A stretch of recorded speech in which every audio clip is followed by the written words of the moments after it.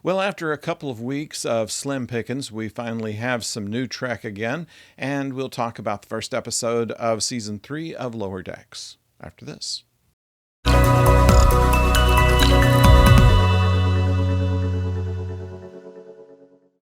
Hello out there, I'm the oldest nerd, and Lower Decks Season 3 Episode 1 is called Grounded. And you recall at the end of Season 2, this was when Captain Freeman was arrested. Apparently, the Pakled planet had a major explosion, and it is suspected that Captain Freeman was behind it. And of course, she's innocent. She couldn't have been anywhere close to it at the time, but the ship is recalled, and they are now in space dock with just a skeleton crew aboard for some upgrades, and most of the crew beamed down to Earth. This is one of the first times they've shown Earth in Lower Decks, and we have a few jokes at the expense of how Earth has been depicted in previous Star Trek programs. Mariner points to the Golden Gate Bridge and asks, why is it still there? Nobody drives ground vehicles anymore. And that's absolutely true. In fact, in Star Trek The Motion Picture, a closer shot of the bridge shows that it has some kind of enclosure where the roads were, so it's obviously used for some other purpose, but they don't really say what. And it's not surprising, though, that even 200, 300 years ahead, that there would be landmarks like that would continue on. I mean, the Eiffel Tower was built in 1901 and for a World's Fair, which was intended to be temporary, and it has no other real purpose other than just being a landmark and a tourist attraction. So this is something that is certainly reasonable, but still, if you really put some thought to it, you'd say, well, what purpose does it serve? But let's say something about the structure of this episode, which is very common with the structure of most of the Lower Decks episodes. The A story, which is where Freeman is arrested and taken to a court-martial, is not covered.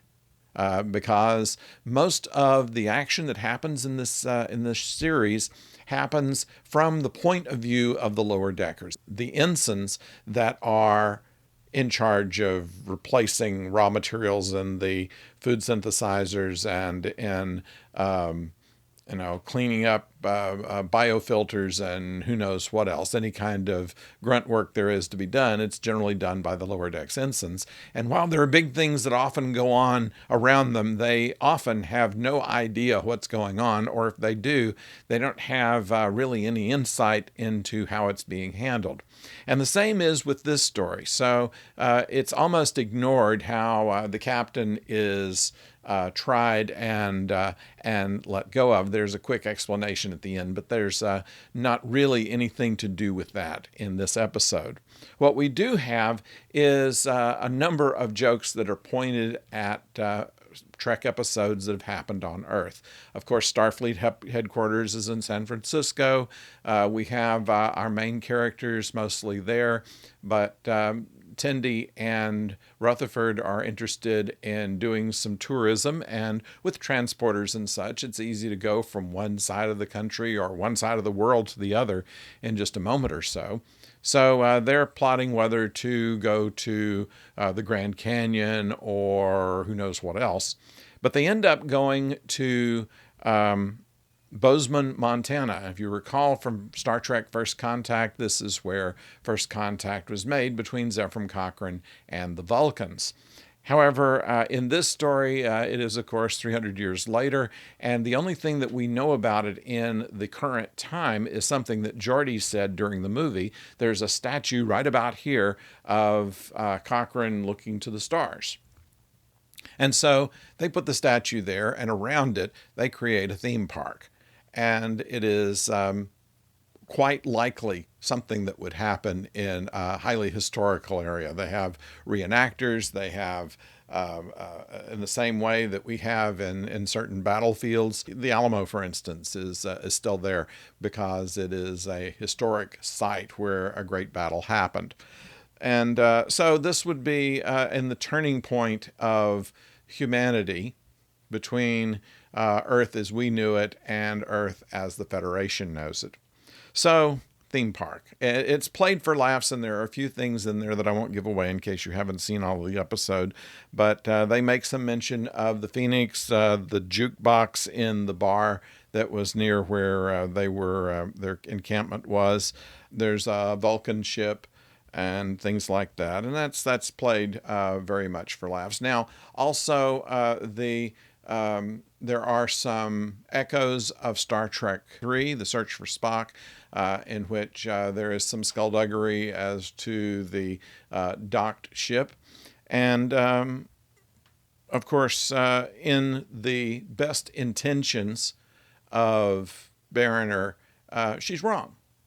And this is something that we're going to start seeing in this character. Up to now, we have seen her as being kind of a rebel without a clue, and in this case, sometimes she crosses a line, and that's something that's probably going to follow her throughout this season's series of episodes.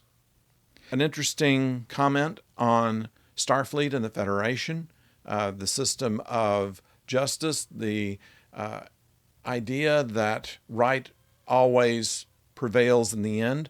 And it does, and so no big surprise from that. But it's a decent episode. It's a good way to come back.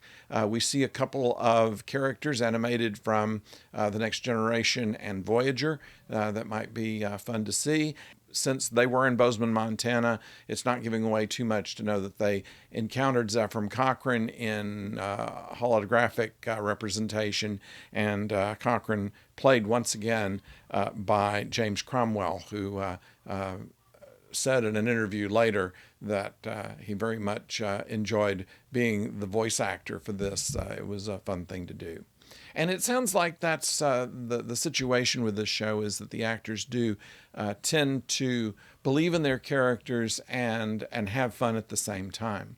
And what's going to be fun for us is later in the series, they are going to have a live action episode where they team up with Strange New Worlds. Now, we don't know how they're going to do it because they're in different timelines, of course, but they will not be animated.